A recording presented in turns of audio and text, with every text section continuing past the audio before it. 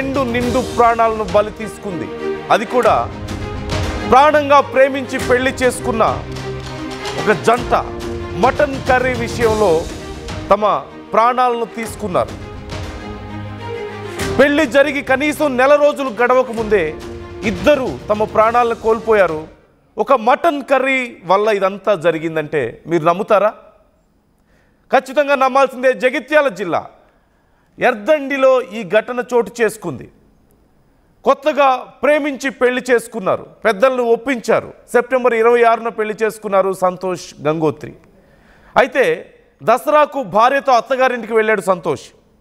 Mutton curry విషయంలో భార్యాభర్తల మధ్య గొడవ జరిగింది. అదే రోజు రాత్రి గంగోత్రి ప్రాణాలను తీసుకుంది. ఆ భార్య మరణాన్ని తట్టుకోలేకపోయాడు సంతోష్. ఇన్ని రోజులుగా నరకయాతన అనుభవిస్తూ కుమిలిపోతూ తనలో తాను చివరికి నిన్న సంతోష్ కూడా బలవన్మరణానికి పాల్పడ్డాడు, తన ప్రాణాలను తీసుకున్నాడు. ప్రాణంగా ప్రేమించి పెళ్లి చేసుకున్నారు, పెద్దలను ఒప్పించి. కానీ కేవలం మటన్ కర్రీ విషయంలో జరిగినటువంటి ఒక చిన్న గొడవతో ఇద్దరు ప్రాణాలు కోల్పోవడం ఇప్పుడు సంచలనంగా మారింది. అయితే గతంలోనే మనం చూసాం, ఆ యువతి ప్రాణాలు తీసుకున్న సమయంలోనే మనం ఈ విషయం గురించి మాట్లాడుకున్నాం. ఒక మటన్ కర్రీ ఒక నిండు ప్రాణాన్ని బలి తీసుకుంది అని. కానీ ఇప్పుడు అదే మటన్ కర్రీ విషయం ఆ జంటను బలి తీసుకుంది. సింపుల్గా ఒక్కసారి చెప్పాలంటే, పెళ్ళయింది, కనీసం 10 రోజులు కూడా గడవలేదు, అత్తగారింటికి వెళ్ళారు. వెళ్ళిన తర్వాత అక్కడ మటన్ కర్రీ వండి పెట్టారు అత్తగారు సంతోష్కి. అప్పుడు ఒక్కసారిగా తన భార్య మటన్ కర్రీ తినడాన్ని చూసిన సంతోష్, నువ్వు మటన్ కర్రీ తినవు కదా, మన ఇంట్లో ఎన్నిసార్లు చేసినా నువ్వు తినలేదు, ఇక్కడ ఎందుకు తింటున్నావు అని అడిగాడు గంగోత్రిని. అడిగితే ఆ భార్య చెప్పింది, లేదు, ఆ భార్య సైలెంట్గా ఉంది. ఆ అమ్మ చెప్పింది, ఆ యువతి వాళ్ళ అమ్మ చెప్పింది, పాపకి కొంచెం మసాలాలు అవి ఎక్కువ తినదు, కారం ఎక్కువగా తినదు, మీ ఇంట్లో కారం ఎక్కువగా ఉంటుంది, అందుకే తినట్లేదు అని చెప్పింది. ఆ విషయంలో కొంచెం కోపడ్డాడు సంతోష్. ఆ విషయం ఉంటే చెప్పాలి కదా, ఏదైనా ఉంటే మాట్లాడాలి కదా అని చెప్పేసి కొంచెం కోపడ్డాడు. ఆ విషయంలో ఒకరి మీద ఒకరికి గొడవైంది, ఒకరి మీద ఒకరు అరుచుకున్నారు. తను హర్ట్ అయ్యాడు. మా ఇంట్లో తినకుండా నువ్వు మీ ఇంట్లో తింటావా, అంటే మా అమ్మ వండితే తినవా, నువ్వు మీ అమ్మ వండితేనే తింటావా అని చెప్పేసి అక్కడ చిన్న వాగ్వాదం చోటు చేసుకుంది. ఆ తర్వాత సంతోష్ గంగోత్రిని తీసుకొని తాను ఉందాం, కొంత సమయం ఉందాం అని చెప్పినప్పటికీ కూడా వాళ్ళ ఇంట్లో లేదు, వెళ్ళిపోదాం అని చెప్పి బలవంతంగా తీసుకువెళ్ళిపోయాడు. ఆ రోజు సాయంత్రం బాగానే ఉంది, డిన్నర్ చేశారు, నిద్రపోతున్నారు. ఒక్కసారిగా లేచి మధ్యరాత్రిలో లేచి చూస్తే తన భార్య తన పక్కన లేదు. ఎక్కడికి వెళ్ళిందా అని వెతికితే ఇంట్లో తాను విగత జీవిగా పడి ఉండడాన్ని ఆ భర్త గమనించాడు. ప్రాణాలు తీసుకుంది ఆ మహిళ బలవంతంగా. వెంటనే లోపలికి వెళ్ళాడు, అందరినీ పిలిచాడు. ఏం జరిగిందంటే ఏమీ చెప్పలేని పరిస్థితి. ఎందుకు గొడవైంది, గొడవ ఎక్కడ మొదలైందంటే మటన్ కర్రీ దగ్గర గొడవ మొదలైంది. ఇక అప్పుడు ఆ భర్త మాట్లాడినటువంటి మాటలు కూడా ఉన్నాయి. ఒక్కసారి అప్పుడు ఆ గొడవ జరిగిన తర్వాత, భార్య ప్రాణాలు తీసుకున్న తర్వాత అసలు ఆ భర్త ఏమన్నాడో ఒకసారి మీకు నేను వినిపించే ప్రయత్నం చేస్తాను. నా దసరా ఉండేది సార్. దసరా ఉన్న రోజు ఫస్ట్ తను ఒక్కతే ఇంటికి వెళ్ళాను. తొందర వెళ్ళిపోతే తర్వాత ఇద్దరం కలిసి వెళ్దామని తను వెళ్ళింది. ఇంటికి రాలేదు. రాకపోతే ఇంటికి వెళ్ళి నేను తీసుకుని వచ్చిన. ఇద్దరం పోమన్నా కదా అని మళ్ళీ వచ్చి కాసేపు ఉండి రెడీ అయిపోయినాం. వెళ్ళినాం, ఆని ఉన్నాం. మటన్ కూర ఆ రోజు మటన్ అనుకున్నాం. మటన్ అనుకుంటే మన ఇంటికాడ ఇక్కడ తినలేదు, అక్కడ తిన్నది. తింటే మరి మన ఇంటికాడ ఎందుకు తినలేవు, ఇక్కడ ఎందుకు తింటున్నావు అన్న. అదే విషయం అది కూడా వాళ్ళ అమ్మ ముంగట్న అన్నాను. అది చిన్న విషయం అంది. అదే విషయం కొద్దిగా ఆడ ఊరుకున్నాం. వాళ్ళ అమ్మ తింటుంది, తీరం తింటుంది, మసాలాలు అవి ఇవి తనకు నచ్చేది నచ్చినట్టు వండాలా అన్నది. ఓకే అని అదే విషయం. తర్వాత ఇంటికి వచ్చినాము. ఇంట్లో పడుకున్నాం. ఇంట్లో పడుకుంటే ఉడకపోస్తాం, బయట పడుకున్నాం. పాను ఇద్దరం వచ్చి బయట పడుకున్నాం. రేకుల కింద పడుకున్నాం. నైట్ మళ్ళీ నేను లేచి చూసారు పక్కన లేకపోతే ఎక్కడ చూస్తే ఇంట్లో తలిపేసుకుని. తర్వాత నాకుండి కంగారు ఎక్కువ అయిపోయి వెంటనే తలుపు బద్దలు కొట్టి లోపలికి వెళ్ళి ప్రాణంతో ఉన్నదేమో ఇష్టపడి వేసుకున్నాం సార్. ఇద్దరం లవ్ మ్యారేజ్ 6 సంవత్సరాల నుంచి వేసుకున్నాం. గొడవ ఏం లేదు సార్ మాకు. గొడవలు లేవు, అసలు ఏం లేదు, వాళ్ళతో ఏం లొల్లీలు ఏం లేవు. విషయంలో వాళ్ళ ఇంటికాడ ఎట్లా అన్నందుకు ఏమన్నా తనకేమన్నా అనిపించిందే మరి అదే తెలియదండి. సో చూస్తున్నాం కదా, అక్కడ మటన్ కర్రీ విషయంలో గొడవ అయింది. తిరిగి ఇంటికి వచ్చాం. రాత్రి సడన్గా నిద్ర లేచి చూసేసరికి నా పక్కన లేదు. లోపల ఇంట్లో చూస్తే తను ఇక ప్రాణాలతో లేదు. నాకు భయం వేసి అందరినీ పిలిచాను. ఆ డోర్ బద్దలు కొట్టుకుని లోపలికి వెళ్ళాను. అప్పటికే తను ప్రాణాలు కోల్పోయింది అని చెప్పేసి ఆ భర్త చెప్తున్నటువంటి మాటలు మనం ఇదంతా అసలు ఎక్కడ మొదలైంది అంటే కేవలం మటన్ కర్రీ దగ్గర మొదలైంది. సో ఈ ఘటనకు సంబంధించి భిన్నాభిప్రాయాలు వ్యక్తమవుతున్నాయి. ఇప్పుడు ఆ భార్య మరణాన్ని తట్టుకోలేక, భార్య ఇక తనతో లేదన్నటువంటి ఆ పెయిన్ తట్టుకోలేక ఇప్పుడు ఆ భర్త కూడా, సంతోష్ కూడా బలవన్ మరణానికి పాల్పడినట్లుగా తెలుస్తుంది. తన ప్రాణాలు తీసుకున్నాడు. సో ఈ అంశానికి సంబంధించి డీటెయిల్స్ తెలుసుకుందాం. మరి ఇంట్లో వాళ్ళు ఏమంటున్నారు?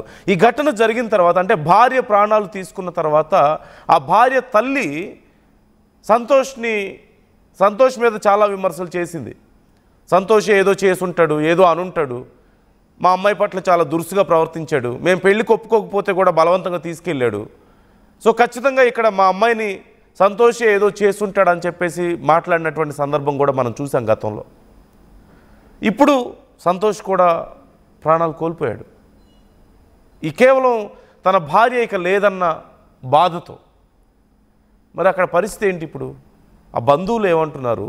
అక్కడ ఎలాంటి చర్చ నడుస్తుంది అసలు ఈ విషయంలో తెలుసుకుందాం. చంద్రశేఖర్ జాయిన్ అవుతున్నారు, మా ప్రతినిధి. చంద్రశేఖర్తో మాట్లాడదాం. అలాగే ఆ బంధువులు ఎవరెవరు ఎలా రెస్పాండ్ అవుతున్నారు ఈ విషయం పట్ల, వాళ్ళ అభిప్రాయాలు ఎలా ఉన్నాయనేది కూడా మనం తెలుసుకుందాం. వాళ్ళు మాట్లాడినటువంటి ఆ వీడియోస్ కూడా నా దగ్గర ఉన్నాయి, అవి కూడా నేను మీకు ప్లే చేసి చూపిస్తాను. బట్ బిఫోర్ దట్, చంద్రశేఖర్తో మాట్లాడే ముందు ఈ విషయంలో అసలు ఎవరిది తప్పు అని ఆర్టీవీ అడిగినటువంటి ప్రశ్నకు 82% మంది భార్యది అంటుంటే 18% మంది భర్తది తప్పు అని చెప్తున్నారు. అంటే నిజం చెప్పాలంటే ఈ విషయంలో ఎవరిది తప్పు ఎవరి తప్పు అనేది చెప్పడం చాలా కష్టంగా ఉంది. మీరు ఎందుకని అలా ఫీల్ అవుతున్నారు? భార్యదే తప్పని మీరు ఎందుకు అనుకుంటున్నారు? భార్యది ఎలా తప్పు అవుతుంది? మీ అభిప్రాయాలు ఒకసారి నాకు కామెంట్ చేసే ప్రయత్నం చేయండి. అర్థం కావడం లేదు యాక్చువల్లీ ఎందుకని మీరు అలాంటి అభిప్రాయంలో ఉన్నారు అనేది. దీని గురించి మరింత డిస్కస్ చేద్దాం. ఒకసారి చంద్రశేఖర్తో నేను మాట్లాడతాను. చంద్రశేఖర్, నందు, చాలా విషాదకరమైనటువంటి ఘటన. జగిత్యాల జిల్లా ఇబ్రహీంపట్నం మండలం ఎద్దండి గ్రామానికి చెందినటువంటి వడ్రి కాలనీకి చెందిన అల్లెప్ సంతోష్ గంగోత్రిలు దాదాపు 6 సంవత్సరాల నుంచి ఒకరినొకరు ఇష్టపడ్డారు, ప్రాణంగా ప్రేమించుకున్నారు. ఈ క్రమంలో ఆయన ఉపాధి నిమిత్తం దుబాయ్ వెళ్లి రావడం జరిగింది. ఇద్దరి పెళ్లికి మొదట్లో ఇరు కుటుంబాలు అంగీకరించలేదు, వ్యతిరేకించారు. అయినా వారికి నచ్చజెప్పారు. త్వరలోనే వివాహం చేశామని చెప్పి నచ్చజెప్పినటువంటి క్రమంలో ఓకే అన్నారు. ఆగండి అని చెప్పి నచ్చజెప్పినటువంటి క్రమంలో మేము ఆగలేము అని చెప్పేసి వారు ఇద్దరు కూడా ఎవరికి చెప్పకుండా వెళ్ళిపోయారు. ఈ ప్రేమ జంట వెళ్ళిపోవడంతో మళ్ళీ కాల్ చేసి మీకు వివాహం చేస్తాము, త్వరగా రండి అని చెప్పిన తర్వాత మళ్ళీ వచ్చారు త్వరగానే. అంటే 2 సంవత్సరాల తర్వాత జరగాల్సినటువంటి వివాహాన్ని గత నెల సెప్టెంబర్ 26వ తేదీన ఉన్నంతలో అంగరంగ వైభవంగా ఇరువురి సమక్షంలో జరిగింది. జరిగినటువంటి క్రమంలోనే వారం లోపుల్నే దసరా పర్వదినానికి ఇంటికి వెళ్ళారు, అత్తగారింటికి. వెళ్ళిన క్రమంలో ఆ గొడవ జరిగింది. ఆ తర్వాత ఆ మటన్ విషయంలో, కర్రీ విషయంలో జరిగినటువంటి గొడవ నేపథ్యంలో ఆమె బలవన్ మరణానికి పాల్పడింది. ఈ ఘటనలో అప్పుడే కలత చెందినటువంటి సంతోష్ అదే సమయంలో భార్య లేదు, ఇక తను జీవించి ఉన్న ఒకటి మనస్తాపానికి గురై ఆయన సైతం బలవన్ మరణానికి పాల్పడే ప్రయత్నం చేశారు. ఇరుపరు వారు గమనించిన తర్వాత వారిని నిలువరించడం జరిగింది. ఆ తర్వాత ఆ గంగోత్రి తల్లి ఇతర బంధువులు ఇచ్చినటువంటి ఫిర్యాదు మేరకి అనుమానాస్పద స్థితిగా పోలీసులు కంప్లైంట్ తీసుకున్నారు. దానిపైన విచారణ కూడా కొనసాగుతున్నటువంటి పరిస్థితి నందు. ఈ క్రమంలో ఆయన అప్పటి నుంచి చాలా లోన్లీగా ఫీల్ అయ్యేవాడు. తను ప్రాణంగా ప్రేమించినటువంటి భార్య ఇక లేదు, చిన్న చిన్న కారణాలకే గొడవకే తను లేకుండా పోయింది అనే మనస్తాపంగా ఉన్నటువంటి నేపథ్యంలో ఆదిలాబాద్ జిల్లాలో ఉన్నటువంటి తన బంధువులు సోదరి ఇంటికి వెళ్ళారు. సోదరి ఇంటికి వెళ్ళినటువంటి క్రమంలో దసరా రోజు ఆమె భార్యను కోల్పోయినట్టుగా దీపావళికి ఇతను బలవన్మానానికి పాల్పడడంతో ఒక్కసారిగా షాక్ కు గురయ్యారు. ఆమె లేని లోటే ఇప్పటికీ మేము తట్టుకోలేకపోతున్నాం, సైతం బలవన్మానానికి పాల్పడి వెళ్ళనంత దూరానికి వెళ్ళిపోయాడు, ఇంత దారుణానికి పడతాడా, ఇది చాలా ఆవేదన కలిగిన విషయాన్ని తట్టుకోలేకపోతున్నామని చెప్పేసి ఆ బంధువులు మిత్రులు అందరూ కూడా వారి అభిప్రాయాన్ని వ్యక్తం చేస్తున్నటువంటి పరిస్థితి. అప్పటికే గ్రామస్తులు సైతం ఒక ఆవేదన వ్యక్తం చేశారు, మిత్రులు సైతం చాలా బాధాకరమైనటువంటి విషయం అని చెప్పి మనతో వాళ్ళ అభిప్రాయాలను సైతం పంచుకున్నటువంటి పరిస్థితి నందు. ఇది చాలా సున్నితమైనటువంటి అంశానికి చిన్న చిన్న అంశాలకు సైతం చాలా తీవ్ర నిర్ణయాలు తీసుకుంటున్నారు, ఇది సరి అయినది కాదు అని చెప్పేసి అక్కడ ఉన్నటువంటి వారందరూ కూడా చెప్తున్నటువంటి పరిస్థితి నందు. Right. Thank you Chandrashekar, thanks for the details. మొత్తం మీద కేవలం ఒక మటన్ కర్రీ విషయంలో జరిగినటువంటి గొడవతో ముందు భార్య ప్రాణాలు కోల్పోతే ఆ తర్వాత భార్య లేదన్న ఆ బాధతో భర్త సైతం ప్రాణాలు కోల్పోయాడు. ప్రాణంగా ప్రేమించారు, ఇంట్లో వాళ్ళని ఒప్పించారు, చివరికి పెళ్లి చేసుకొని నెల రోజులు గడవక ముందే ఇద్దరు కూడా ప్రాణాలు కోల్పోవడం ఇప్పుడు ఆ ప్రాంతాన్నంతా కూడా విషాదంలో నింపేసిందని చెప్పాలి. ఈ ఘటనకు సంబంధించి చాలామంది చాలా రకాలుగా రియాక్ట్ అవుతున్నారు. అలాగే ఆర్టీవీ అడిగినటువంటి ప్రశ్నకు తప్పెవరిది అన్నప్పుడు 74% మంది ఆ యువతిది తప్పు అంటుంటే, భార్య తప్పు అంటుంటే, మిగతా వారు చాలా తక్కువ మంది 26% మంది మాత్రమే ఆ భర్తది తప్పని చెప్తున్నటువంటి పరిస్థితి కనిపిస్తుంది. 25% మంది, 75% మంది భార్యదే తప్పు అంటున్నారు. ఎందుకని భార్య తప్పని మీరు అనుకుంటున్నారు అనేది కామెంట్ చేసే ప్రయత్నం చేయండి. ఒకసారి వాళ్ళ బంధువులు ఏమంటున్నారు జరిగినటువంటి ఘటన పట్ల అనేది నేను ఒకసారి మీకు చూపించే ప్రయత్నం చేస్తాను. అబ్బాయి నాకు ధైర్యం అయితే లేదు, నా మీద వచ్చి పడ్డాడు, ఏడ్చిండు. మంచాలు నేను బయటనే ఉన్నా. బాబాయ్ నాకు ధైర్యం అయితే లేదు బాబాయ్ అంటే, నీ ఏమైందిరా అంటే బాబాయ్ నాకు ధైర్యం అయితే లేదు బాబాయ్ ఇంటికి పోయి చూడపా అంటే తలుపు తెరుచుంది. ఎందుకట మళ్ళీ ఇక మేము ఇక ఆలయం ఏడ్చుకుని మంది వచ్చారు. అయితే వాళ్ళ ఇంటి వాళ్ళు వచ్చి తీసారు, వాళ్ళ అమ్మ వాళ్ళ కొడుకు. ఏమి నాకైతే తెలియదు మరి వాళ్ళు ఏం గొడవ పెట్టుకున్నారో నాకైతే. వాళ్ళ ఇంటికాడ ఏం వాళ్ళనే ఫస్ట్ గొడవ అయింది అని చెప్తుంటారు. ఆడ తిన్నకాడనే గొడవ అయింది అన్నారు. అయితే వాళ్ళ బామ్మరిది తోలుకపోయి అటే ఒక బీరు ఎంత దాగి వచ్చారట. మళ్ళీ తిని చేసి 12 వరకు వచ్చేది వాళ్ళు. ఇక ఆ వరకు మాకు ఏం గొడవ అయింది. అయ్యా నా బిడ్డ నా అల్లుడు ప్రేమించుకుందరయ్యా. ఎప్పటి నుంచో కానీ 8 రోజులు వచ్చినాక పెళ్లి కావాలని నింబడుంటాడయ్యా. నేను ఇప్పుడే 2 ఏళ్ళకి ఎత్తాను, ఇద్దరు ఒప్పుకున్నారు, 2 ఏళ్ళకని ఒప్పుకున్నారు. సరే పోనా సప్పుడేకున్న ఒక 2 నెలలు అయింది అంతే. కర్ర చేసుకొని 2 నెలలు అయింది. 2 నెలలు అయినాక మళ్ళీ 2 నెలలకు నా బిడ్డను తీసుకుని ఎట్టే పోయిండు. పోతే నా బిడ్డను రప్పించుకొని పెళ్లి చేసి వారం రోజులకు నేను నా బిడ్డ చచ్చిపోయింది సారు. వారంకా చచ్చిపోయింది నా బిడ్డ. నేను టార్చర్ పెట్టిండు నాకు తెలియదు సారు. నా బిడ్డ నాలుడు వచ్చిండ్రు, ఇంటికి వచ్చిండ్రు, ఇక్కడ తిన్నారు. నా బిడ్డ రానన్న కూడా చేతి పెట్టి గుంజుకొని పోయిండు. గుంజుకొని పోతే భార్య భర్తలే కదా నేను నమ్మి సపట కూకున్నా సార్. 1 గంటల మాయం చేసిండు నా బిడ్డని. ఏం కాదు భార్య భర్తల మధ్య నేను ఎట్లా పోవాలని నవ్వుకున్నా సార్. ఒక్క రోజు నడుతుంది నా బిడ్డ బతుకుతుండే. ఆడ తీసుకపోయి నా బిడ్డని అమ్మా గొడవ అమ్మా అయ్యా వాళ్ళ ఇంట్లోనే గొడవ అయింది, వాళ్ళ ఇంటికన్నా లొల్లి అయింది. వాళ్ళు భార్య భర్తలు ఏమో అనుకున్నారట, చెప్పలేడు. నా బిడ్డ చెప్తే నచ్చింది అని చెప్పనియలేడు.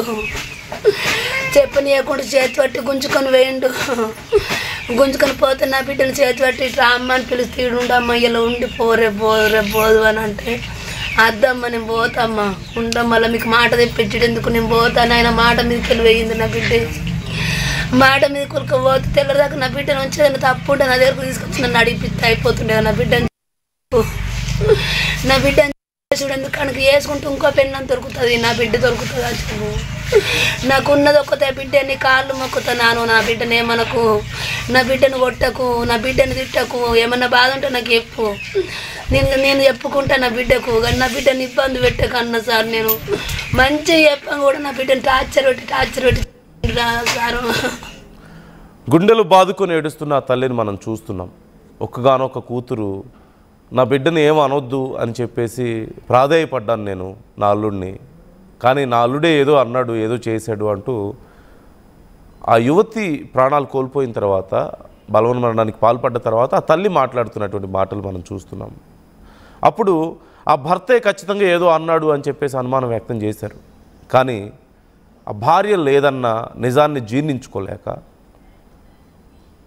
ఇక తాను ఒంటరిగా బతకలేక, తన భార్య లేని జీవితం తనకు వద్దనుకొని తాను కూడా బలవన్మరణానికి పాల్పడి ప్రాణాలు తీసుకున్నటువంటి భర్తను మనం ఇప్పుడు చూస్తున్నాం.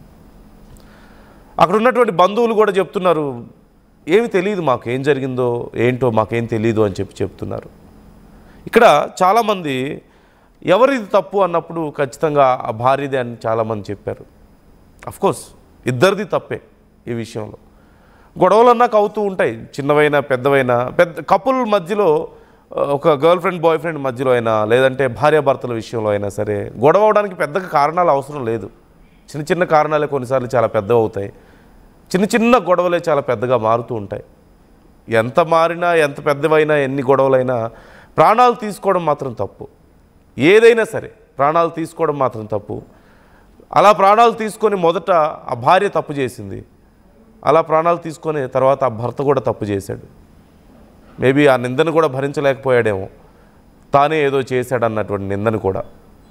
సో మీరేమనుకుంటున్నారు? ఏం చేసి ఉండాల్సింది ఆ భర్త? ఆ భార్య ఏం చేసి ఉండాల్సింది?